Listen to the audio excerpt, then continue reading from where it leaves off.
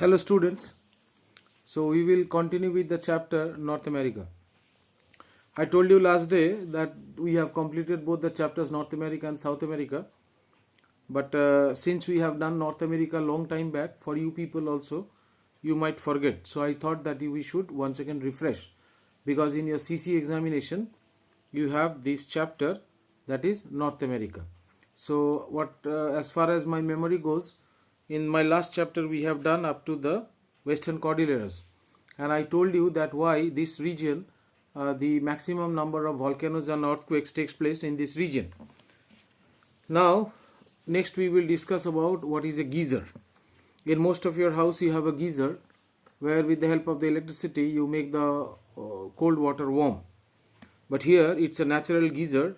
It's a hot spring from which water and steam erupts intermittently. It is intermittently means sometimes water comes out, sometimes the steam comes out. It is formed when the following three conditions exist. So this is also an important question, that what are the conditions required for a geyser? Abundant water supply, otherwise steam will not be formed. Very hard rock, very hot rock, so that will make convert water into steam, and a rock chamber with a small opening. So from there, the rock chamber, the opening means from there this geyser will come out, the hot water will come out. When rain seeps through porous rock, now how the water accumulates there? When rainwater seeps through the porous rock to the rock chamber with a restricted opening, very small opening, the magma beneath the surface of the earth, which is very hot, turns the water to superheated steam. Now as the steam builds up inside the chamber, pressure also builds. As the pressure builds up till the steam finally shoots out violently as a geyser. Now so in this way the steam comes out. Steamboat in Yellowstone Park is the tallest geyser in the world. Steamboat in Yellowstone Park, which is considered as the tallest geyser in the world. Next we come to the Cordilleras acts as a barrier to the moisture laden winds from the Pacific Ocean and causes relief rainfall. Now what is relief rainfall? Relief rainfall is also known as the orographic rainfall. What is orographic rainfall? Suppose a mountain, and from the left hand side a moisture laden wind comes and hits the mountain.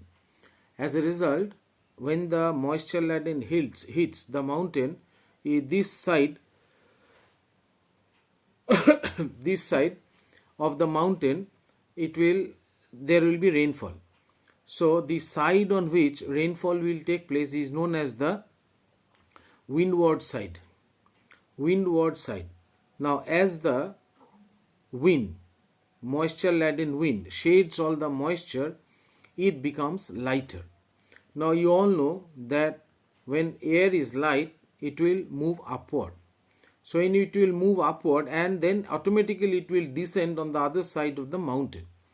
So when it will descend on the other side of the mountain, by that time all the moisture of the wind is shaded on the windward side, and the other side where there is no rainfall or very little rainfall is known as the leeward side, or the rain shadow region is known as the leeward side or the rain shadow region. So this type of rainfall is known as the orographic rainfall. For example, in India, the southwest monsoon, which comes from the Kerala coast, it hits the Malabar coast. So as it hits the Malabar coast, then the wind moves. The wind is divided into two parts. From the southern part, it is divided into two halves. One is known as the Bay of Bengal branch, another is known as the Aravalli, another is known as the Arabian Sea branch. Now in the Arabian Sea branch, there are no high mountains. The Aravallis are there, but they are old degraded mountains. So the moisture laden winds of the southwest monsoon and your Aravallis runs parallel. because as you know that the height of the Aravallis are not so high, because they are old mountains and it has been weathered due to the different process of weathering. So there is no high mountain to stop the winds, the southwest monsoon wind of the Arabian Sea branch. So the southwest monsoon wind and the southwest monsoon wind and the Aravallis, they run parallel. On the other hand, the Bay of Bengal branch, as it goes and hit the Himalayas, it causes rainfall there, because the Himalayas are very high and the wind cannot cross. As a result, there is lot of rainfall. So you see in Meghalaya is one place and Shillong is another place in Meghalaya itself. But in Meghalaya there is too much rainfall. It is in the same state. In the Meghalaya and Shillong in the same state of Meghalaya and Shillong in the same state, and it is very close. But in Meghalaya there is huge rainfall, that is Cherrapunji, whereas in Shillong there is very little rainfall. The reason is that Cherrapunji lies in the windward side and Shillong lies in the leeward side. So the rainfall that occurs in this way is known as the orographic rain. Now the rainfall in India is also an example of orographic rain. The Cordillera act as a barrier to the moisture-laden winds from the Pacific Ocean and cause relief rainfall. The Cordilleras also act as a watershed. What is a watershed? It is an area of land that drains all the streams and rainfall in a common outlet, such as the outflow of a reservoir. So outflow of a reservoir, it is a watershed with many rivers originating from its snow-covered peaks and flowing eastwards towards the Atlantic Ocean or westwards towards the Pacific Ocean. So from west to east, east to west, the main mountain ranges of the western Cordilleras include the eastern chain, the central chain and the Pacific coast range. So the three parallel ranges of the Cordilleras, as you know, that in the Himalayas there are the three parallel ranges, the Himadri, the Himachal and the Shivalik.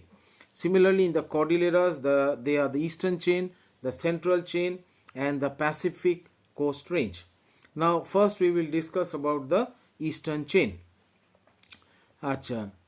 In the eastern chain, let us see something into the green box. The earliest inhabitants of North America are believed to have come from Asia.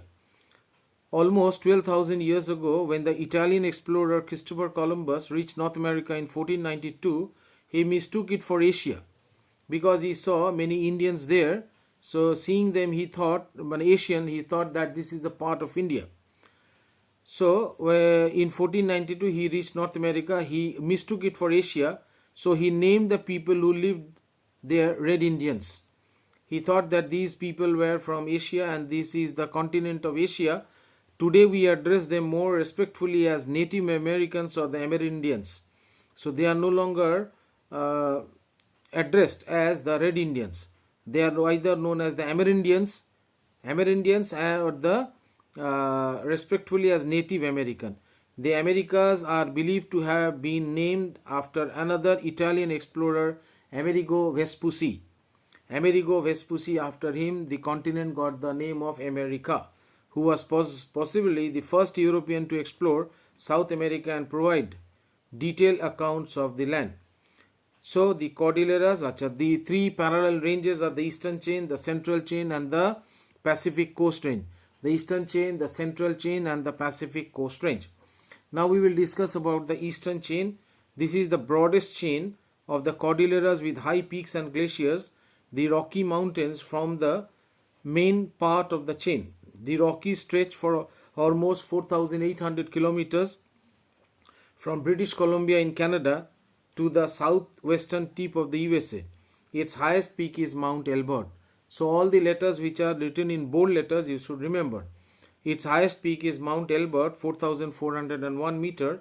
Glaciers and snowfields cover the higher reaches of the mountain.